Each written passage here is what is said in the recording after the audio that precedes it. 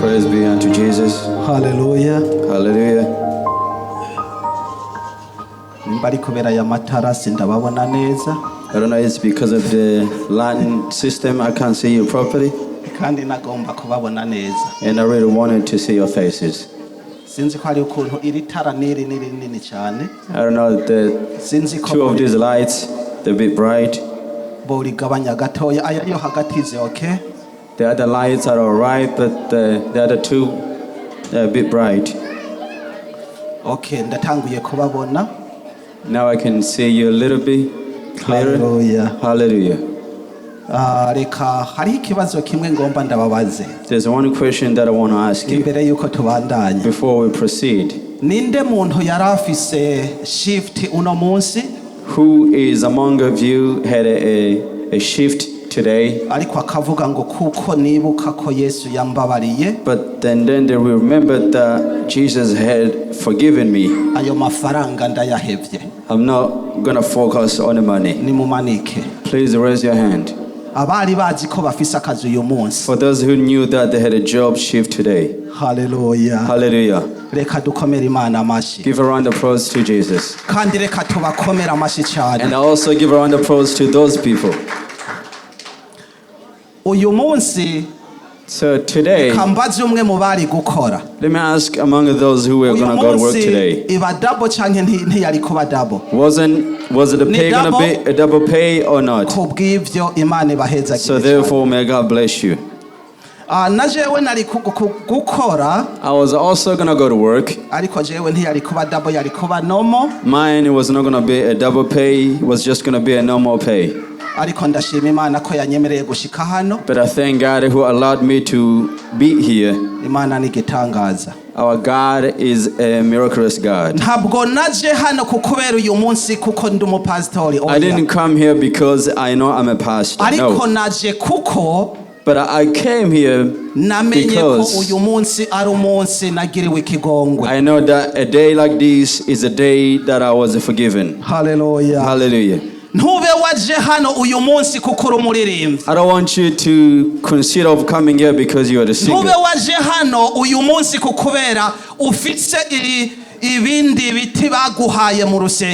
because you have a certain title in the church. No. Because God is not going to ask you what they made of you. But God is going to ask you what He made of you. Hallelujah. That is why do not be happy with the position that you have. But be excited of the position God has put you in. Today, all of you are very familiar with a day like this. The title of today's sermon is, according to today, it says, do not be among those who betray Jesus. Hallelujah. Hallelujah. Let us be aware to not put cross back on the cross. Let us be aware because He has done such a tremendous good thing for us. If I would stand up one of you and I ask you, if God did not grace you and repent of your sins, what could it be of you? Where would you be? I'm sure most of you would have died already. And I'm sure some of you would have a bad life. But because you've accepted the redemption of Jesus Christ, look at yourself and see a set of life God has given you. So give another round of applause to Jesus. May God bless you so much. Where I am, I should be cautious. And the way you are, you should be cautious also. So that you do not put cross back on the cross. What are some elements or indications that will put that cross on the cross? Because the word of God tells me when a person sins, that put back cross back on the cross.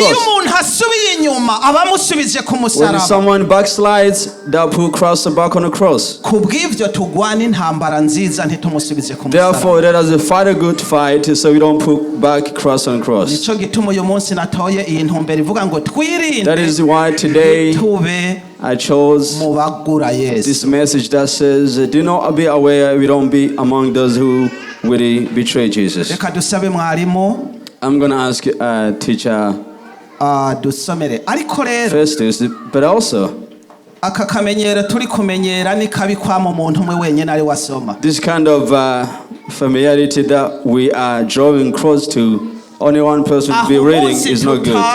Uwamusize ku isi yomutwara. A day that we don't know, his creator might take him away. None mwibaza ko tuzoca tugira gute? So what do you think we're gonna do in that regards? Kubw'ivyo rero reka tumenyereza abandi. Therefore, we need to train other readers. Reka dusabe.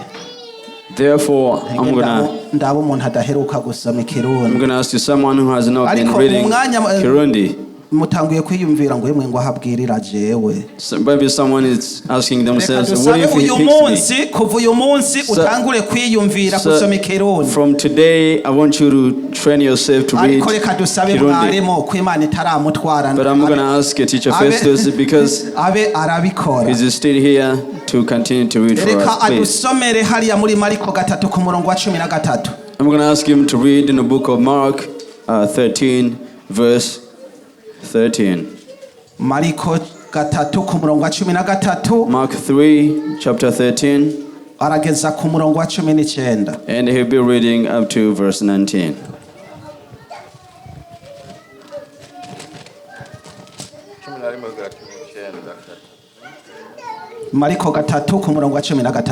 Mark chapter 3, 13 up to 19.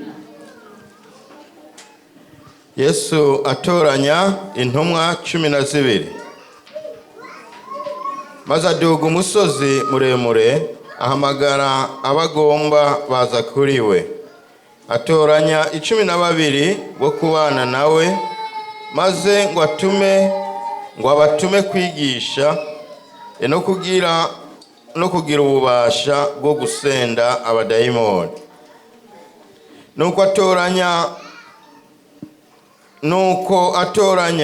aba 12 Simoni amwita Petero atoranya na Yakobo mwene Zebedayo na Yohana mwene nyina wa Yakobo nabo abita Boanerige risobanurwa ngo abana b'inkuba atoranya na Andereya na Filipo na Barutolomayo na Matayo na Toma na Yakobo mwene Alfayo na Tadayo na Simoni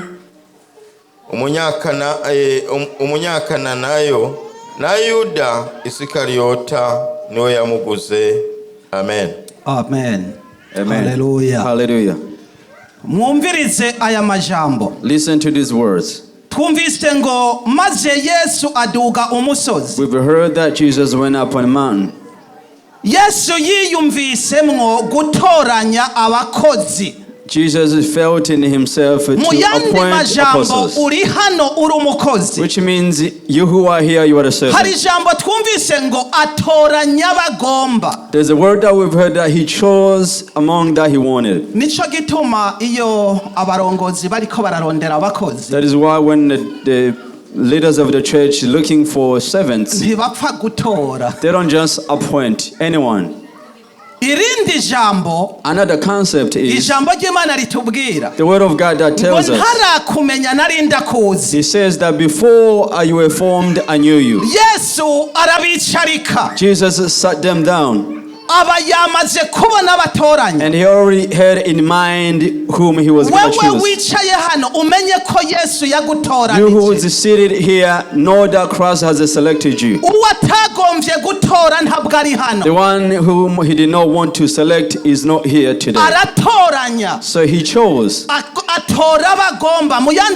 he chose whom he wanted. In other words, atora abafite discipline. So he chose those with a good discipline. Atora abantu bamwubaha. So he chose those who would obey him. Atora abantu abona bazogira ikimazi. He chose those that would have a significance in the society. Atangura kubita amazina. And he started to name them. Mbe waruzi kutora umuntu akari wazokuberamwo. Did you know that you may appoint someone and may bring shame to you? And that is the same account to Jesus. Verse 19, it says, he also chose Judas, who came and betrayed him. That is why that you see someone questioned me, asked me a question, that why in the churches where we should be saved, but that's where most of the significant issues come from. Why? Why? Because we have so many Judas in the church, and they were appointed by Jesus. Jesus had appointed them, but among the disciples, Judah was one of them. That is why you see there are so many issues in the world. When Judah was one of them, and he will go and tell someone else. Don't you see we are seated, all seated here? The devil knows a heart of everyone. Do you understand me? If it is a Judas in the midst, the devil will look at the other person's weakness, and he will tell him, you know, things are like this. This is how things are going. Even among of Jesus' disciples was the same case. Jesus was among who swore that he would die with Jesus. And he said, even others won't come, but I will die with you, Jesus. That whatever you're going to become, should I become also. Speaking on the words in your mouth is very easy. It's very easy to speak of it. But let alone when an issue arises. That's when Jesus will start asking himself, is he going to fulfill what he said or not? Even Judas was among the disciples. Jesus chose him and said, you are my disciple. But what happened to Judas? Judas, in the days of praying, because it was at the time of double of money, Judas said, today I'm not going to go to fellowship. Let the 11 disciples go to pray. But I have another schedule of doing my own things. That there is a beautiful house that I've seen that I want to purchase. Where others will pray, I'm not one of them. Where others will decide to go to work, I will go to work. And he said, today I will get 200 while I normally get $50. And he was selected. Are you understanding what I'm saying? So do not be surprised when you see that you have a big number on Sunday. There are 3 different categories that turn up on Sunday. It's singers. Among of them will be the singers who will turn up. And another group is those who don't have a job on Sunday, so they will just go to church. They will say, I have missed going to church. Not to say I have missed church. That I have missed my friends, so let me go to see them. I have missed my friends, and let me go see them. And the third category or group is because their parents grew up in church. hariho umugwi ntavuze. There's another group that I did not mention. Uwo mugwi usanga ari mutoya cyane. That group is like a minority. Nabamwakiriye Yesu Kristo. It is those who have received Jesus Christ. Abo bantu usanga ari bake cyane. You find them like a minority, a small number. Abo bantu niyo bahuye n'ibibazo. Those people, even when they encounter issues, ubabona vraiment direct. you will see them by their fruits. Uwundi muntu umwe umuhungu n'umukobwa barakundanye. Another young man and young girl, they became in a relationship. Bakundana n'umuhungu akijijwe cyane. And she fell in love with a young man who was saved. N'umukobwa yarasenga bisanzwe. And also the girl was just a neutral Christian. Musanzwe mubizi abacaguranye bakunda kwandikiranira amajoro n'umurani. You know, those who are in love, they write to each other, you know, to daily basis. Why are you smiling? Okay, hanyuma umunsi umwe wonyene. One day, umuhungu agira ibikorwa byinshi ntiyamwandikira. The young man was very busy. He did not write to his lover. Wa mukobwa atangura kumwandikira. And the young girl started, you know, messaging him. Kubera ko uyu munsi uheze utanyandikiye. Why didn't you text me today? She asked. Wa muhungu aramwishura ati ndi mu bikorwa byinshi. The young man responded, I'm very, very busy, sorry. Wa mukobwa caratangura. And the young girl started saying that even before you don't deserve me, you didn't deserve me. So I started going to advise them, to counsel them. Just imagine a single day. The young man said, calm down, I did not leave you. The girl said, no, from today I don't want you anymore. The young man humbled himself. I'm trying to show you the difference between the one who's saved and the one who's not saved. You know, when a young girl said that you did not deserve me, do you know what that means? Among 100 young men, among 100 men, the 99 of them will betray you. But as for him, he kept saying to her, calm down, I have not forsaken you yet. So I gave them some counsel and I rejoined them and everything was okay. So we've heard that Judas was chosen by Jesus. But Judas did not feel in himself that he would follow Jesus to the end. He only considered the carnal things. As he was walking, he only see carnal things in his mind. He only see beautiful things of the world. That is what became a spirit of betraying Jesus. When you are driven by the carnal things more than the spiritual things, you become an issue in the church. You become a problem in the church.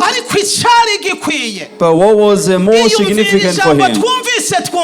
Think of the word that we've heard. It says that Jesus chose or selected among whom he loved. That he said, your name is Michael. That I've named you such and such. That you are such and such, I have named you. But there was one single person. I'm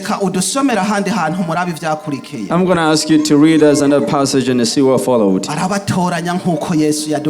He chose them as Jesus has chosen us. And he put them in one place as we are seated in one place also. We've heard that the reason of him choosing them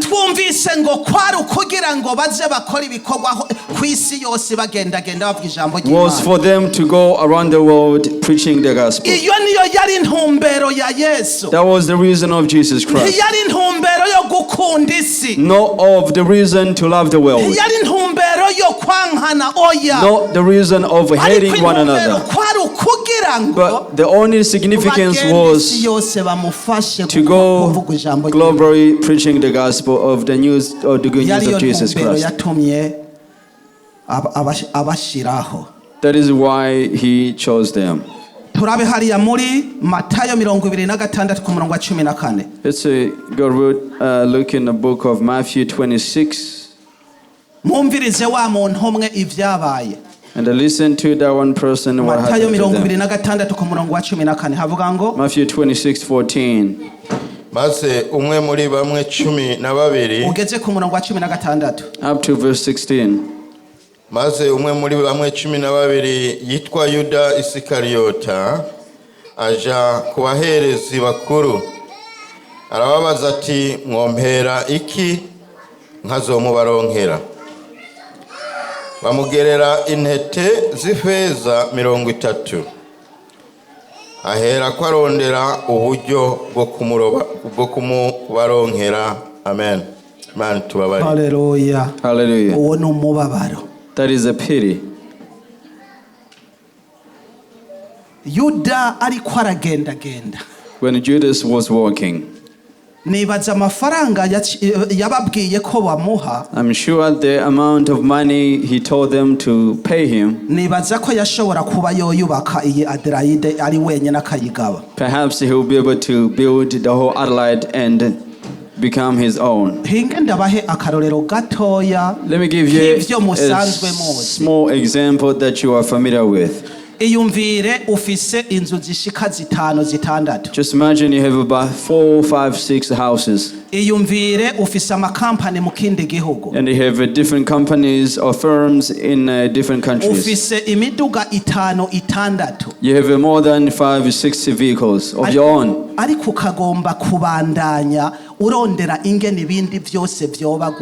you continue to have that desire to accumulate more to become yours.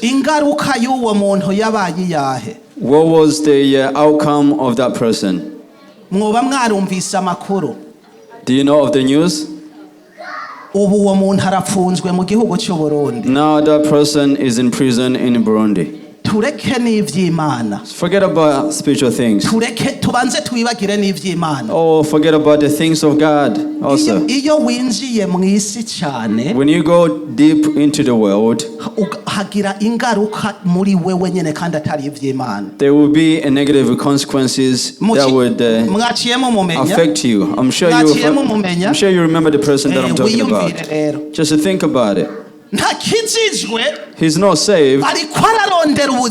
He's accumulating more of life. But in the process of doing so, there's a ditch ahead of him that is being dug that he cannot see with his physical eyes. In the things that you're accumulating and abandoning the things of Christ, you think you are accumulating life, but you are digging a ditch for yourself. Judas received his amount of money. Now let's see what happened to him.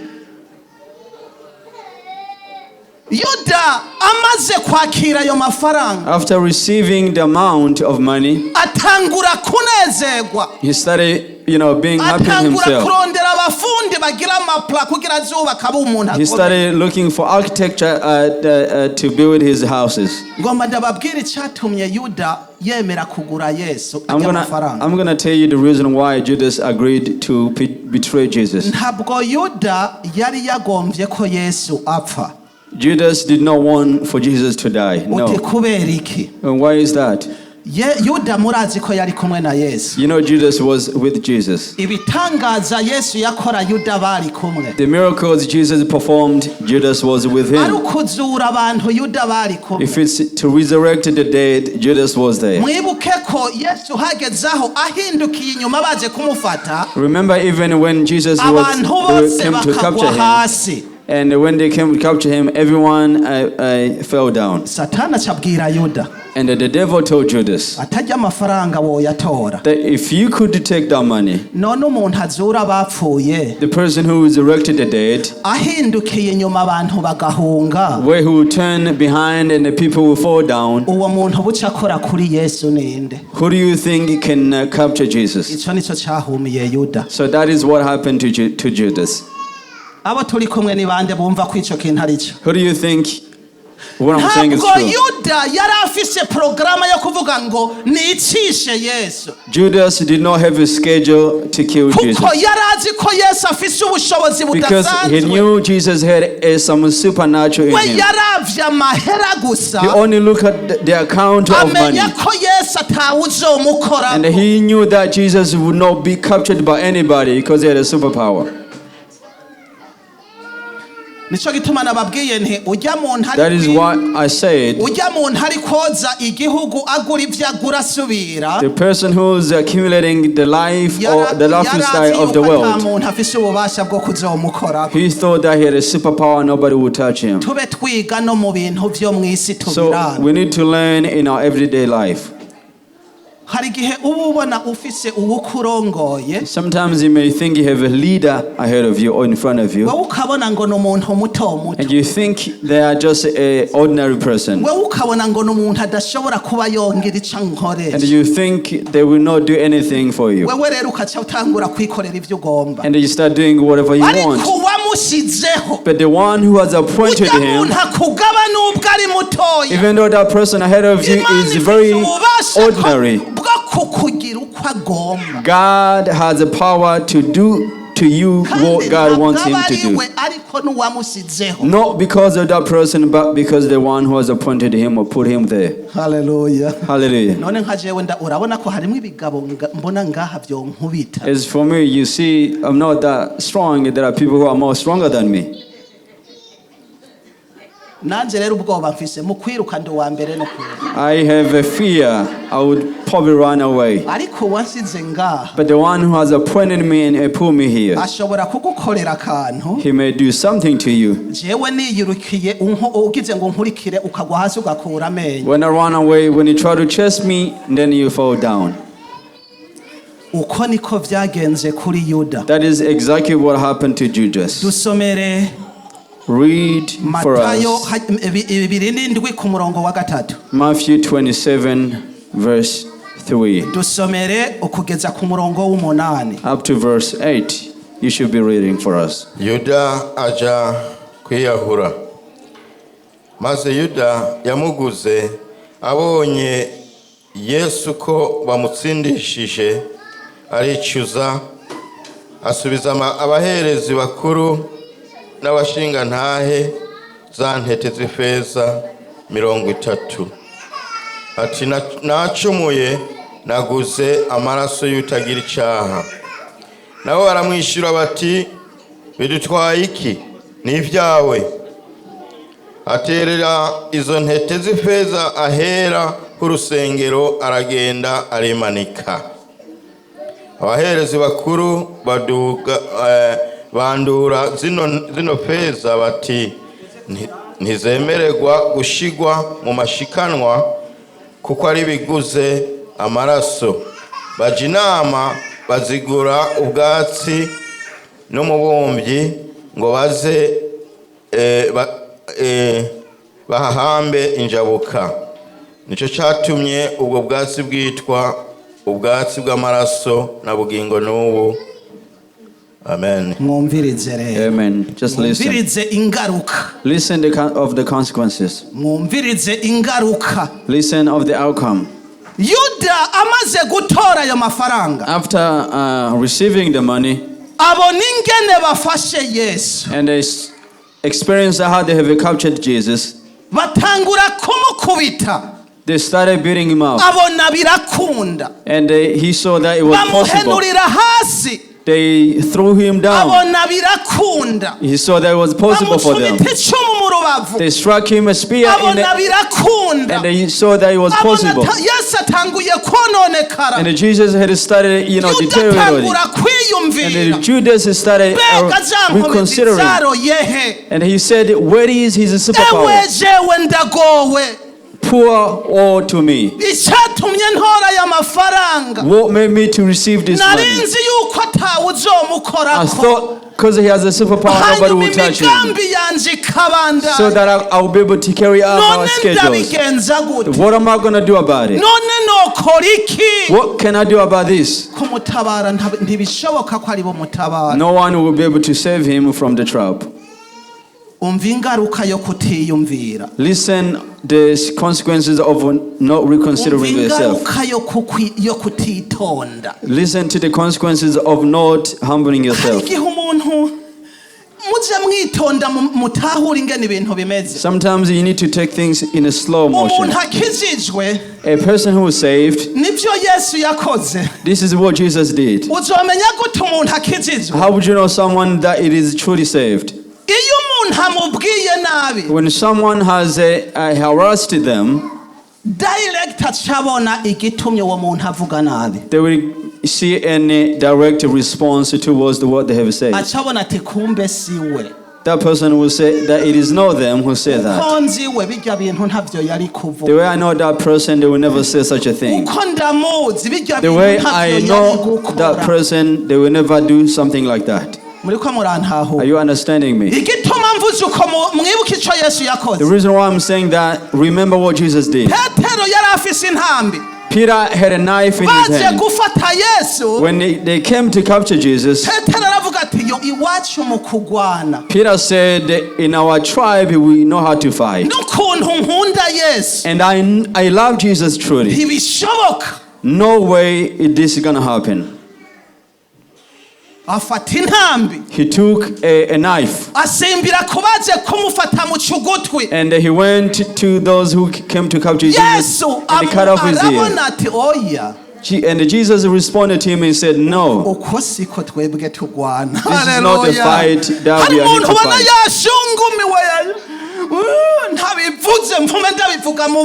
Someone will say, I'm not going to say it anywhere else, but I'm going to say it publicly.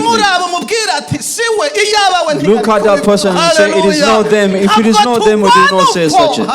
We do not fight such a fight. We don't fight like that. That is not our fight. Jesus said, no. The love that I'm looking for, it is not the love of cutting people's ears. The love that I have for you, it is not of revenging.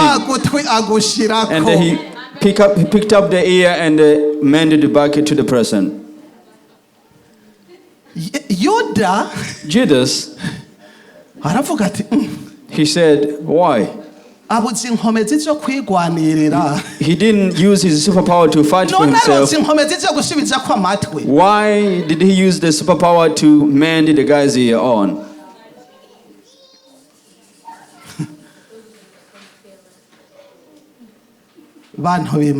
People of God, know that you have been chosen by Jesus. Hallelujah. Know that you have been chosen by Jesus. Another person, when a question arises, I was there. I experienced what happened.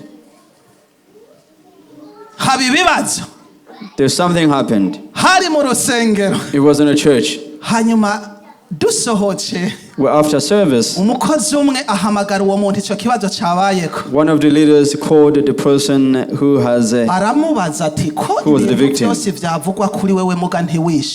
He asked him, everything was spoken was about you. Why didn't you respond? Why don't you give the story of yourself? The Son of God responded to the leader that I'm going to ask you a question. When you have kids, and you know one of them has some psychological issues, and they jump up to you and they slap you. You as a parent, what are you going to do in that regards? He responded, because you already know that child is sick. You don't do anything else because you know that child has a problem. And he said that is the answer. The reason why I did not respond today, that's because I know that child is sick. Are you listening to what I'm saying? Yesu amenya ko Petero aragwaye. Jesus knew that Peter was sick. If Peter was okay, he wouldn't have used his knife. He said, I know, Peter, you love me. But this is not the fight that we should fight. Judas. Sometimes you have things because you have a peace. When you don't have a peace, you become weak. You know, construction or having good relationship in your marriage is because you have a peace. You carry out all your activities because your mind is okay. If you are not okay in your mind, you even give away your money. You even give away your possessions. When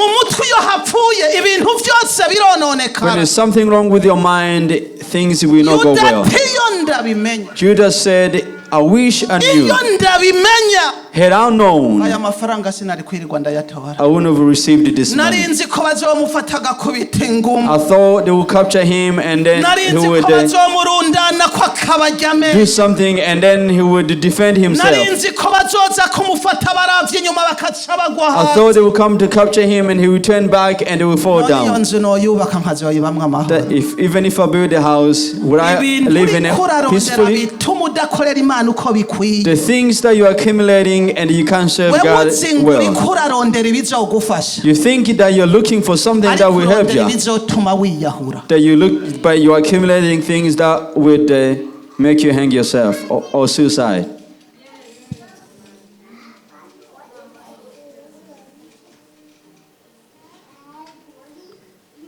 Dusomere hariya aho nyene Matayo 26 usubire inyuma hamwe wamye.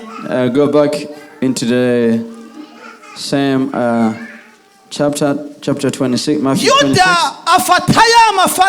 So Judas took the money and he split it in the church. So the priest they have already accomplished their what they wanted. They said, do not ask us anything. That is how the devil will come and tramp upon you if you have decided to follow him. Do you know someone who will do something to you? And when something happens and then they would start to regret. That is why you see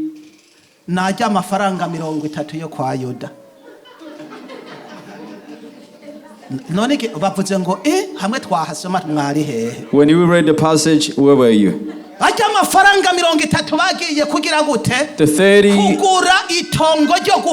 The 30 coins that Judas received was used to buy a field of bearing foreigners. Are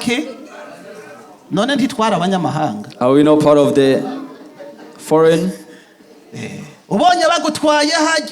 If you see that you're being taken there, just know that you're going to meet Judas there at the cemetery. That is where they buried Judas. Read for us 26 verse 17. Yesu n'abigishwa basangira ibya Pasika. Ku munsi w'intangamarara wo kurya imitsima itambiye, abigishwa baza kuri Yesu baramubaza batugomba ko tugutegurira hehe aho riburire ibya Pasika. Ugeze ku murongo wa 26 up to verse 26. Arabishura ati nimuje mu gisagara kwa Ntuze mumubarire muti umwigisha agize ngo igihe ciwe kiri hagufi agira sangirira ibya Pasika n'abigishwa biwe iwawe. abigishwa bagira nk'uko Yesu yababariye bategura ibya Pasika. Bugorobye yicarana n'abigishwa biwe 12 ngo basangire. Bariko barajya arababwira ati, ndababwira ukuri yuko umwe muri mwebwe agira ngore. Barababara cyane batangura kumubaza umwe bati ni jewe ga mugenzi. Arabishira ati uwo duhuje amaboko mu gukora ku mubehe niwe angura. Umwana w'umuntu agira agende uko byanditswe kuri we, ariko uwo muntu agura umwana w'umuntu azobona ibara. Uwo muntu ibyo mubereye byiza iyo abatavutse. Yuda mugura aramubaza ati ni jewe ga mwigisha. Nawe aturarivuze. Amen.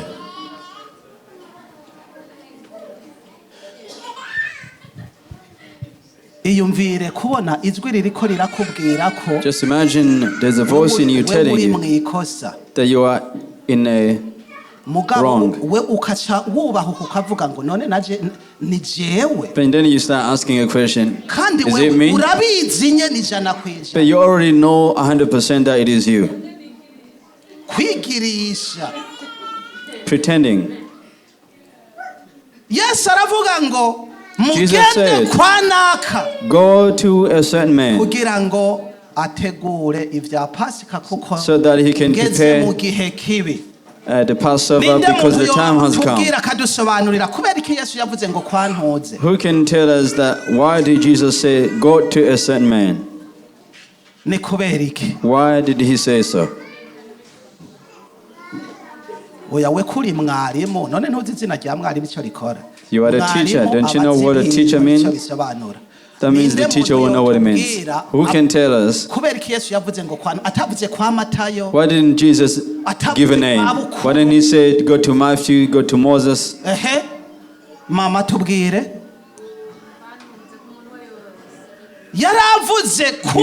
He meant that anybody, go to anybody. Whether a person who was there,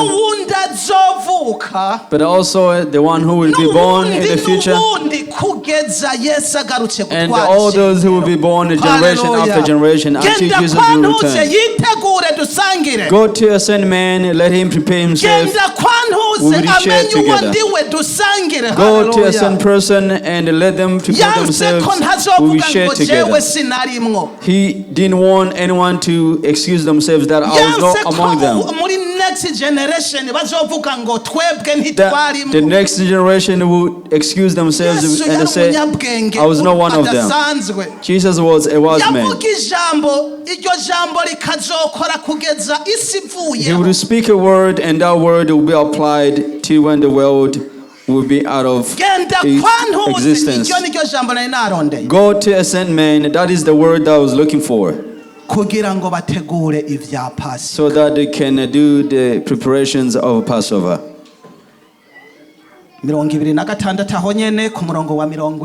26 verse 47.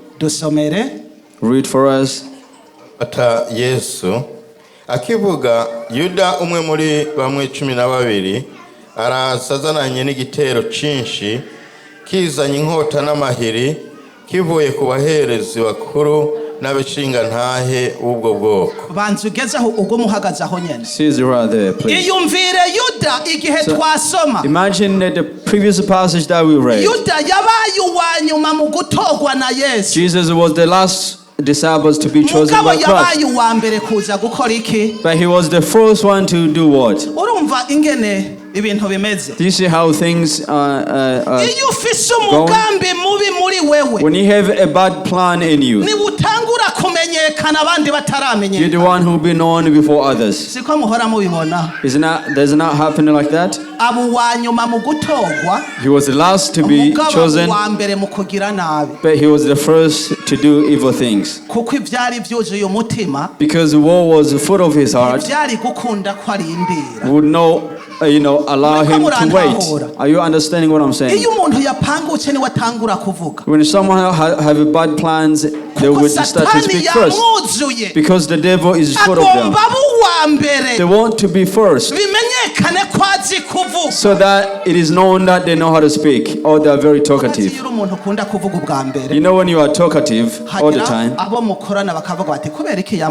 sometimes your colleagues will say, why do they always have to talk first? Isn't that how it happens? Every day they want to speak first. But if you can have a self-control, people will say that person is very gentle. That is why we have to be careful. So proceed with your reading. Ariko umugura yari yabahaye ikimenyetso atuonja gusoma azoba ariwe mumufate. Ako kanya ashikira Yesu aramubwira ati namahoro gamwigisha. Maze aramusomagura. Yesu aramubwira ati mugenzi wanje ikikuzanye nugikore. Buno baraza bashorera amaboko kuri Yesu baramufata. Maze umwe mu bari kumwe na Yesu atuma ukuboko asokora inkota yewe ayikubita umushumba w'umuherezi mukuru amuca ugutwi. Buno Yesu aramubarira ati subiza inkota yawe hayo kuko ababanguye inkota bose bazokwicwa n'inkota. Ugira ngo sinoshobora kwinginga data nawe akandungikira ubunyene abamarayika basaga legiono 12. None ibyanditswe byoshika bite ko ariko bikwiye kuba. Uwo mwanya Yesu abaza ico gitera ati mbega munziye kumfata nk'umwambuzi muzanye inkota n'amahiri ko nicara mu rusengero nigisha iminsi yose ntimumfate. Ariko ibyo byose bibaye kugira ngo ibyanditswe n'abavugishwa n'Imana bishike. Unabigishwa bose baramuta barahunga. Ngaho nyene tudusomera Matayo 27 kuri read Matthew 27. Dusomere Matayo 27 ku murongo wa 51. Matthew 27:51. 27 ku murongo wa 51. 27:51. Ibitangaza byabaye Yesu acikanye. Mwumvirize umugororotsi rero. Igihuzu gikingiriye ahera cyane h'urusengero gitantamukamwo kubiri. Uhereye hejuru gashitsa hasi isi iratigita ibitandara birasaduka. Imva ziruguruka imibyimba myinshi yabera bari basinziriye irazugwa. Bava mu mva amaze kuzuka bashika mu gisagara cera babonekera benshi. Umugabisha w'abasoda 100 n'abari kumwe nawe barinda Yesu babonye isi itigita n'ibibaye baratinya cyane bati nibyo kuri uyu yari umwana w'Imana. Geza ngaho. Hallelujah. Reka dukomere Imana amashi. Give a round of applause to Jesus. Yesu arafatwa. Jesus was captured. Aremera. He agreed. Murabe ibitangaza vyabaye Yesu. Look at the miracles that happened after Jesus had died. Ngomba mumbwire. I would want you to tell me. Hariho abantu benshi bize.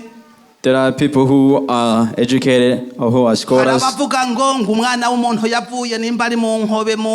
The scholars say that a human came out of a monkey.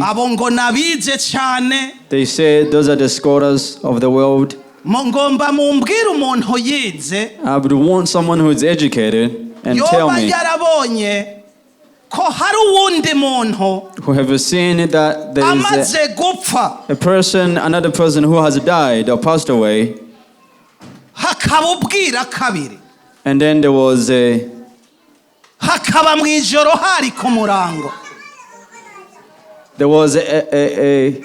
eclipse. Have you ever heard of anyone? Have you ever heard of anyone? That the curtain that was at the holy place, it was torn at two places, so that anyone will be able to go to the holy place. Everyone will be able to be given the Holy Spirit. Anyone will be able to bring their burdens unto Jesus Christ. Sometimes I'm surprised when I hear people.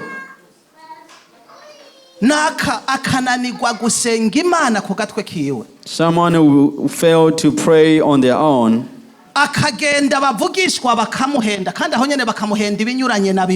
prophets would lie to them things against the Bible, and they would agree to it.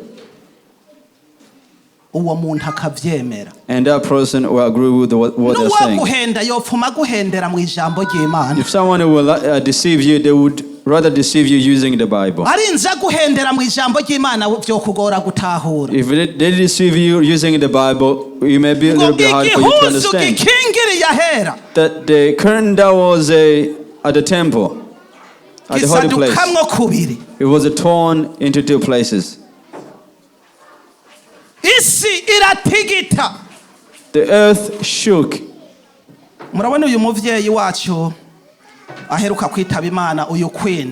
You see, our late queen who passed away, do you know how many countries she was under? You know, a president only governs one country. Even here, she was governing in England, in Canada. So many countries that were under her governance. But after, when she passed away, who can say that there was a miracle that was performed because of her? Not even a single cat died just because of her passing away. Not even a single ant. Maybe only an ant that was laid by the tomb. But Jesus, the earth shook. When it was a daylight, it became dark. The security guards that were guarding the tomb, sometimes I look at the soldiers and say they were probably only earning a living.